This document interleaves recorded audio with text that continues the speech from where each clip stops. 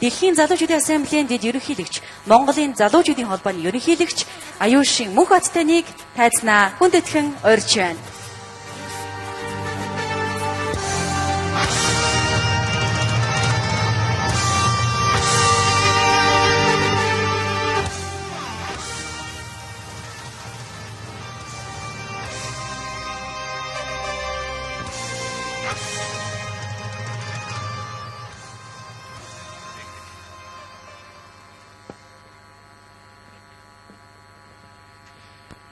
Монгол улсын минь түүхийн нэг үеийг бүтээж өдөртөн жолоодж байсан алтан үеийн төлөөлөл болсон эвлэлийн ахмадууд өнөөдөр мөр зэрэгцэн жаргал зовлонгоо хуваалцсан буй үеийн залуус ирээдүгөө өөдрөгөр төсөөлөн итгэл дүүрэн байгаа дүү нарынхаа энэ өдрийн амар амгалан айлтгаж байгааг минь хүлээн авна. Монголын ууган төдийгүй Азийн анхны залуучдын байгууллагын түүх 95 жилийн ойд сэтгэлээрээ хүрэлцэн ирсэн та бүхэндээ гялалаа. 1921 онд байгуулагдсан Бошгыг халах залуучдын эвэл 95 жилийн ар дээр Бошгыг босгох залуучдын холбоо болон алдаагаа засаж Монголын байх онолтой замдаа шулуудлаа. ертөнцийн зам ёсыг танин мэдэж анхны төр ёсоо тогтоон алтан дэд үннийг хэлбэрлэхгүй баримтлагдаг агуу их экстетсийн үр сад билээ бид. Монголчууд бид экстетсээс ямар агуу суу бэлэг бие биалдрыг өвлөн авч тээж яваагаа ойлгон нээн илрүүлж сэрэн хүн төрлөختний сайн сайхны төлөө ашиглах тавилан заяагаа мэдэрч гэгэрх цаг үе айлчлан ирж байна. Экстетс нь тэнгэр эмээх байгалийн бус бодит хүчний эзэн эрхийг эдэлж оршин амьдрахын алтан дэд үнний онолыг баяжуулан хөгжүүлж суу бэлэг авиас чадвараа хэд хэдэн үедээ дамжуулан мах цусанд нь удамшуулан, уламжлуулан үлдээх чадaltaй ийм агуу их улс үндэстэн миний Монголоос өөр байдаг гэж юу. Тэр нь Тэнгэрийн эрчим хүчний дээд нэгдлийн онолд тулгуурлан, алтан дэд үнний онолыг мөрдлөг болгодог, засаг нь төгөлдөр аж төрөх ёс зүйд нийцсэн уялаг төгөлдөр ахуйг бүрдүүлдэг, ард түмэн наран боловсролыг оршин амьдрахын соёл болгож, эзэн эрх зүйг чанд баримтлагдаг ийм улс гүрэн их Монголоос өөр хаанч байгаагүй буурал түүх гэрчилдэг. Бид үүслээсээ урган түлжиж мандах цаг нь иржээ.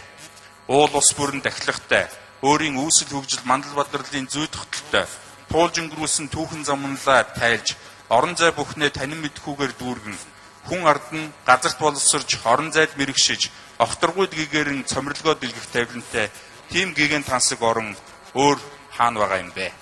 Ард түмнээ ямар ч алагчлалгүйгээр авиас чадлыг нь бүрэн нээх боломжийг олгож, түүнд хүрэх арга замыг нь зааж, мэдхийгээ бүгдээрээ хариуцаж, хамтын хариуцлагыг тогтоож, хүн бүрээ дэвшин сайханд хүргэх нь хүн төрлөختний бүхий л үеийн байнгын хүсэл тэмүүлэл мөнхийн мөрөөдөл биш байсан гэж юу.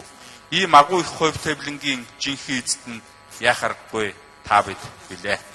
Монголчуудын агуу их түүхэн уламжил, төрч ёс, зан заншил, ахмад үеийн минь цусаа орсгож, хөлсөө гойжуулж, сэтгэл оюун, эрдэм мэдлэг, хүч чадлаа зориулж бүтээсэн үнэт ололтууд 25хан жилийн дотор харсаар үдсээр байтал нүдэн дээр устж үгүй болсоор байна.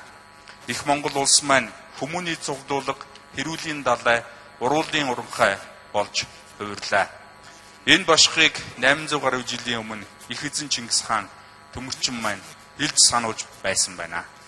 Их эзэн хааны минь ухтаж мэдж байснаар өнөөдөр өсөлсөн хэдэн булгай өндөр төрийг минь хуурамч аргаар хуваан авч нингэн бодлоо хууль хэмээн зарлаж ард түмнээ төрөөр хутаан дормжилж байна. Тэд авах эдхийн араас улааран хөөцөлдөж өөдтөө бүгдийг хаман залгиж Монгол хүний үзэсгэлгүй жаягтай их хар ертөнцийг эрчимтэйгээр байгуулж байна.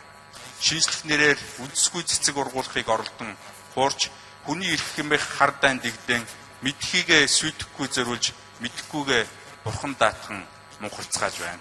Монгол орны тансаг сайхан байгаль минь сүрлийн ирмэгдээр ирж, гол горих минь булингартан бузарлагдаж, хүн ард минь туйлданд оройтож, цэвэр шудраг зарчим малдагдаж, үнний мөр хазааж, хэний ч өмнө тулгой гудаж үзээгүй амаг ордон монголчууд харин эдэн зоосны өмнө бүхэлзэж, эх орныхоо баялагийг цөлмөн дээрэмдэж, үдээч ухаж өгөхөөс буцахгүй болж байгааг хараад залуучууд бид зүгээр суугаад байх боломжгүй байна. Энэхүү босромгүй хөдлүүдээс яаж салах вэ? Одоо бид яах ёстой вэ? Монголын нэгэн цаг үеийн түүхийг өдөрдөн жолоодож бүтээн босгож байсан та бүхэндээ бид хандж байна, гуйж байна. Та нар минь үнд сургаалаа хайрлна гэдэгт итгэж байна. Монголын түүхийн хамгийн эгзэгтэй үед бүх ачааг залуучууд үүрч шийдвэрлэж байсан түүхэн уламжлалыг та бид сайн мэднэ. Төмөрчин, Жамуух, Тулий, Мөнх, Бат, Амарсанаа, Чингүнжав, Сүхбаатар, Чойвилсэн, Зориг зэрэг олон арван залуучууд Монголын түүхийн эгзэгтэй үеийн түүхэн эргэлтийг шийдэж байсан билээ. Энэ удаагийн ачааг үүрэх түүхэн өрөг өнөөгийн залуус бидэнд оногдож байгааг бид үнэ ухамсарлаж байна. Залуус бид үнний зам мөрийг хайж байна. Үнэн худал цэвэр бохирыг холсон улс төрчдийн хийж буй бузар бохир үйлдэлүүдээс залхаж байна. Хариуцлагагүй төрийн үйлдэл ямар их гай тэрдлийг, хүний оюун санааг яаж бохирдуулж, ямар муухай арга хэрэгэлдгийг яс махандаа хүртэл мэдэрцгээж байна. Буруу үйлдэлээс зөв үйлийг хүлээгээд нэмэргүй гэдэг нь хэдийн ойлгомжтой болжээ. Өнөөдөр Монголын түүхэн нэгэн үеийг Ахмад үетэйгээ хамтран бүтээх алтан боломж өнөөгийн залуус бидэнд оногдож байгаад бэлгшээж байна. Бидэнд их Монгол улсын минь агуу их түүх, эцэг өвгдийн минь туулж өнгөрүүлсэн түүхэн замнал, ертөнцийн жам ёсны он сургаалууд нь байна. Зааж, сургаж, түшиж, тулах өвгөд минь байна. 800 жилийн дэртэх эрчим төгс тэр наран өнөөдөр биднийг ивэж бэлчгэрлээ түгээсээр байна. Монголын омог дөгшин сүрлэг гих алтайнууд, нүд алдам цэнхэрдэх өргөн удам тал нутаг, ариун тунгалаг усан бүрэн минь нууцаа зэлгэж ирч хүчээ хоригдлуулж байна. Хөх мөх тэнгэр эцэг минь биднийг ивэж байна. Бид зориг төгөлдөр омог бардам байна. Бид агуу их монголчуудын баатарлаг түүхэн уламжлалыг сэрэмээр байна. Бид их түүхийн уртын үзүүр өргөний зах гэдгээ ойлгож бүрэн төгс ухамсарлаж байна. Зөв нийгэм, зөв амьдрал, зөв хөгжлийн төлөөх оюун ухаан, үзэл бодлын төлөө хинтээж дайсагналцахыг хүсэхгүй ба мөн хөглөлийн гадаад илгэрлэл нь өстнүүдийн талцаан гэдгийг бид маш сайн мэднэ. Алтан дээд үнэн дээр тулгуурласан их хэвлэрэл, ариун шударга ёс, зарчим, ямагт ялан тэлж мандан бадарч байх тавинтай билээ. Бид залуу хүний сэтгэлийн хөрлөөр хандаагүй. Бид урах нарыг харж байна. Бид өндөр уулын оройг бас харж байна. Бид түүхэн цаг хугацаа давтамж хэмнэлийг нь мэдэрч байна. Бид их үлийнхээ үр өгөөж ашиг шимийг нь тооцоолж байна. Бид үүслээсээ урган цэцгэлсэн жам ёсны эргэн нүүх хорвогийн үнд хөлбөрлөлтгүй тулгуурласан эцэг өвгдийн минь байгуулж байсан жинхэнэ төрд ёсны онолыг судалж хүсэн мөрөөдөж тэр зүг тэмүүлцгээж байна. Зөвхөн Монгол төдийгүй өнөөгийн ертөнц эцэг өвгдийн минь суухан оддын эрчим хүчний дээд нэгдлийн онолоор ихээхэн дутагдж үжирхэл хөгжлийн жимд шигдэн зовлонгийн чанга бүгдийг жаргалаар сэтгэн улам бүр уруутан доройтсоор байгааг сануулхад илүүтэхгүй дахин сануулж байна. Эцэг өвгдийнхээ түүхэн уламжлал, уг үндэс, үүсэл гарлаа сэрэн шинэ орчин нөхцөлд ертөнц даяар цууратуулан цоо ил гарч мандан бадрах хүсэл тэмүүллийг бид өвөрлөж байна. Ийм боломж өөр хэнд ч биш зөвхөн Тэнгэрийн томог агуулсан хөх толбот Монгол хүндэл байгаа гэдэгт бид бат итгэдэг. Ингэж том дуграх эрхийг эцэг өвгдийн минь алтан дээд үнний сургаалууд бидэнд олгож байна. Бидэнд итгэж болно. Бид төөрөхгүй. Бид бүрэн хийн гүйцэж хийнэ. ертөнцийн жам эсийг хэлбэрлэлгүй баримталж, эргэн нүүх хорвогийн үнний мөрийг чанд мөлдснөөр үр дүн нь ард түмний төдийгүй хүнд төрлөختний тулгуур ирэх ашиг бүрэн төгс нийцэх болно. Монгол оронд ертөнцийн алтан дээд үнэн дахин ялан мандах болно. Энэ бол экстэцийн минь хэрэгжүүлж, үр шимийг нь хүртэж байсан бодит зүйл эцэг өвгдийн минь мөнхийн захиас өнөөгийн Ахмад үе та нарын минь даалгавар хэмээн ойлгож байна. Бид та бүгдээс урган төлдсөн гэдгээ хизээч мартах ёсгүй. Эцсийн шийдвэрлэх хүч нь ард түмэн гэдгийг бид гүнзгий ухамсарлаж байна. Бид ард түмэнтэйгээ ямарт хамт байж тэдний эрх ашигыг бүрэн төгс хамгаалах асуудал бидний эрхэм зорилт байх болно. Ямар ч асуудал дээр бид ард түмэндээ алтан дээд үнний зам мөрийг таниулж, эрч хүчээ мэдрүүлж, эрдэм мэдлэгээ зогслуулж, итгэл сэтгэлийг нь булааж тэдний омог бардамлыг төрүүлэх ёстой гэдгийг ойлгож байна. Бидэнд ард түмэндээ үнний зам мөрийг ойлгуулж, мөнх тэнгэрийн онолыг түгээн дэлгэрүүлэх, агуу их үйлд нөмөр нөөлөг, түшиг тулгуур болох сүмбэр уул хэрэгтэй байна. Эцэг өвгдөөсөө төөрөг тавилан болгон оноосон зөв үеийн төлөөх тэмцэл залуустаа өмг түшиг болох ариун үүргээ биелүүлээсэй эмэм Ахмад үеэсээ хүсэн найдаж байна. Бид өөрсдийн 5 дугаар их хурлаараа төвшүүлсэн зорилгын талаар илэн далангүй ярьлаа. Залуус бид өнөөгийн нийгэмд бий болоод байгаа тулгымцсан асуудлуудыг шийдэх зөв гарцыг хайх зорилгоор хэд хэдэн тодорхой асуудал тавьж үнэн зөв хариултыг нь хайсаар байна. Асуудал бүрд шийдэл нэгсэн олон асуултуудаас цөөхөн хэдийг нь энд дурдъя. Өнөөгийн нийгэм монголчуудын болон Ахмад үе та нарын хүсэн хүлээж байсан нийгэм мөн үү гэсэн асуултаар эхэлмээр байна. Өнөөдөр монголчууд бид бүхий л үеийн түүхийнхээ гутрал доройтлын хамгийн хүнд хэцүүг туулж байна гэж залуучууд бид үзэж байна. Энэ дүгнэлт зөв үү? Энэ бүхэн юунаас болоод байгаа юм бэ? Үүнээс гарах арга зам нь юу вэ? Энэ байдал цаашд үргэлжлээд байвал юунд хүрэх вэ? Хэрээс хэтэрж байгаа босромог байдлыг зөвхөн өнгө засалхийг төдийгээр өөрчилж чадах уу? Аль эсвэл суур өөрчлөлт хэрэгтэй юу? Эдгээр онолын үндслэл гарах арга зам нь юу байх болоо? Өнөөгийн улс төр эдийн засгийн энэхүү хямрал нь гүн гүнзгий улс өртөө юу? Аль эсвэл төр зургийн хүндрэл юм уу? Хуулийн шинжилэл гэж олон жил ярьлаа. Ер нь хууль гэж юу юм бэ? ертөнцийн зам ёс зүй тогтолч нь өөрөө эрх хорвоогийн үнний хууль биш юм уу? Хүн төрлөختний хэлбэртгүү дагаж мөгдөх үндсэн зарчим нь дэг жайг нь байдаг болов. Эрхийн тухай ойлголтыг гүнзгийрүүлэн ойлгомоор байна. Дэгш ирэх гэж боломжтой юм уу? Эрх эдлэг шалгуур үзүүлэх гэж байдаг болов. Тэр нь юу байх вэ? Өнөөгийн боловсролын түвшин ямар шатанд байна?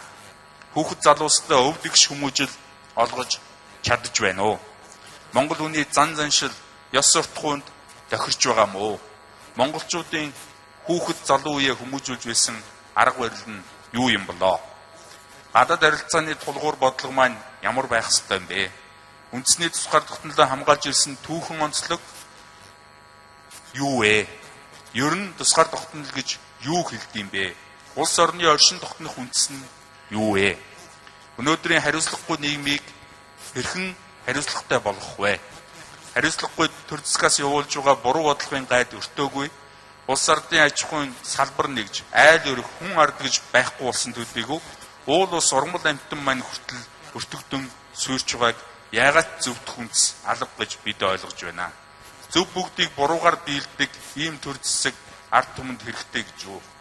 Төр засаг маань ард түмнийхээ язгуур эрхийн эсрэг хандаж байгаа гэдэг та санал нийлэх үү?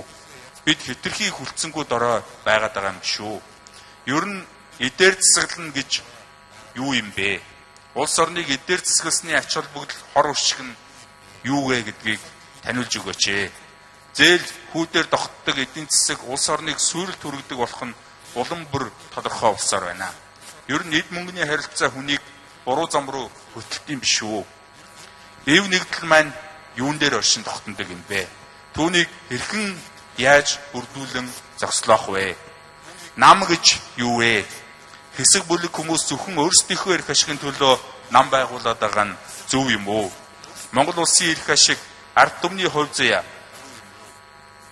хөсөр хаягдсаар байгааг юу гэж ойлгох вэ? Монгол орны уул ус байгаль цагуурын онцлог нь юу юм бэ? Хүн байгаль орчлон ертөнцийн амьд уялдаа холбоо гэж байдаг болов. Байгаль орчны сүйрэл доройтлын жинхэнэ мөн чанарыг та юу гэж ойлгож байна вэ? Газар шороогоо харийнхантай нийлж ухах нь зөв юм уу? Нүүдлийн соёл иргэншил, боломжлолт мал аж ахуйн мөн чанар ач холбогдол өргөж, суурь иргэншлийн ач холбогдол сөрөг муу талуудыг бид юу гэж ойлгож болох вэ? Бүх хүнээ суурь иргэншил рүү төлөхөд байгаа нь зөв юм уу? Хүн гэж ер нь хий юм бэ? Хүний хөгжил гэж юу хэлэх вэ? Үнний мөрийг хэлбэрлэлтгүй дагаад явах чадал чадамж хүнд байдаг гэдэгт бид эргэлзэж эхэллээ. Хүний хөгжлийн дээд шат нь юу юм бэ? Түүнд яаж хүрэх вэ? Монгол хүн гэж хий юм бэ? Дэлхийн хүмүүнүүдээс юугаараа ялгаатай юм бэ? Эцэг өвгдийн минь түүхэн уламжил удамшил гэдгийг яаж ойлгох вэ? Монголчууд өөрсдийгөө Тэнгэрийн хүүхдүүд, хөх толбот хэмээн өргөмжилдөө. Монгол хүний онцлог гэж байдаг юм уу? Тэр нь жухам юу байх бол өнөөгийн хүндрэлтний өмнө тулгараад байгаа асуудлуудыг шийдвэрлэхэд энэ бүгд нөлөөтэй болов. Монголчууд дэлхийг эзэлсэн дайн барилдаан хийж байсан. Үүний гол зорилго нь юу байсан юм болоо? Алт мөнгө, газар нутаг, булаан дээрэмдэх гэж явсан юм уу? Аль эсвэл өөр зорилго байсан юм уу? Тэр нь жухам юу вэ? Их эзэн Чингис хаан маань ямар төр засгийг байгуулчихсан юм бэ? Чингис хааныг яагаад мянганы хүнээр тодруулчихсан юм болоо? Цаад мөн чанар нь юу вэ? Төр засгийн мөн чанар ертөнцийн зам ёсны хоорондын амин чанарын болон учир холбогдлын уялдаа холбоо гэж байдаг болов уу? Хүндрэлтний өмнө монголчуудын хүлээх үүрэг гэж байдаг юм биш гэж гэх мэтлэн олон асуултууд хөвөрсөөр хариулах эзэнгүй явсаар байна. Манай байгууллагын түүхт 100 жилийн ойн өмнө эдгээр асуултын хариултыг бүрэн тодорхой болгож туршилтын, золионы, шилжилтийн гэх мэт тодтолгүй жинхэнэ хүслийн зүй, амьдралын зүйн нэн гүнгийгэрч онлоор амьдран оршигш залуу үеийг төрүүлэн хүмүүжүүлэх нэн хариуцлагатай хүндхэн үүрэг та бидэнд ногджээ.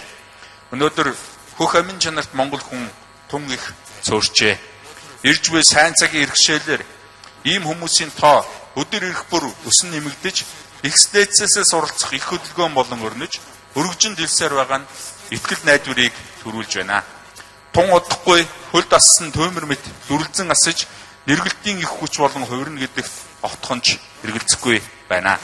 Тэр цагт бидний өнгөрсөн сонгуулиар олон нийт иргэний нийгмийн байгууллагуудтай хамтран гаргасан хар жагсаалтын эзэд үнний өмнө хүчин мөхсдөж их түүхийн шуурганд гисгээгдэх болно гэдгээ эртхэн мэдэрч хожимдоогүй дээрээ сайн үеийн төлөө зуршлаа нэмэрлэх ариун үүргээ ухамсарлах нь төрд бас удамд нь хэрэгтэйг ухаарна низээ. Алтан үннийг бүрэн дүүрэн хүлээн зөвшөөрч цаашдын үйл хэргийг хамтран эхлүүлэгч өрнүүлэн довтлогч их үлсийн эзэд болох түүхэн үүрэг хүлээсэн нэг үеийнхэндээ итгэж байна. Өнөөдөр ийм дорой байхыг их эзэн Чингис хаан 800 жилийн тэртээ бошиглон үлдээснийг 5 мэдрэхүүгээрээ батлаад зогсож байх нэг талаасаа бид азгүй нөгөө талаасаа алтан дээд үнний гэрээг сэргээн нийт монголчуудаа заан ойлгуулж олноороос ихэрч зөв танин мэдж сайн гэгэрч боловсрон төлбөртэй өвслийн зөв замд оруулах их ажлыг гардан зохион байгуулах түүхэн үүрэг та бидэнд оногдлоо. Их Монголыг өмнөх 300 жилийн залууст дохиож байгаагүйгээр босгож нийт хүн төрөлхтний хөгжлийн шинэ үеийг эхлүүлэх гайхамшигтай үүрэг бидэнд түүхээр оногдож байгааг энэ эндрээс дахин зарлаж байна. Их дүүх, эр зориг, их эвлэрлээс эхэлдэг. Их эзэн Чингис хааны мөнхийн зэрлэг болсон алтан дээд гэрээг мартваас бид үжирхэл өвжлийн жимт нийгмээр гутаагдсан өөрийн өөдгүйд боослогдмоо. Маргаас чи хөндлөнгийн эвдэж болж алдаандаа өхүүлэгдэн доройтуулагдж тамлагдмоо. Мөрдвөөс чи нийгмээр үндэслэн бадарч хөх Монгол болж ертөнцийн хүмүүнийг гэгэрүүлмөө гэсэн экстэцийн алтан дээд сургаалаар энэхүү илтгэлээ өндөрлөж байна. Өнгөрсний ирээдүйг өнөөдөр бүтээцгээе. Та биднийг бүх мөнх тэнгэр минь эвэхлэх бай.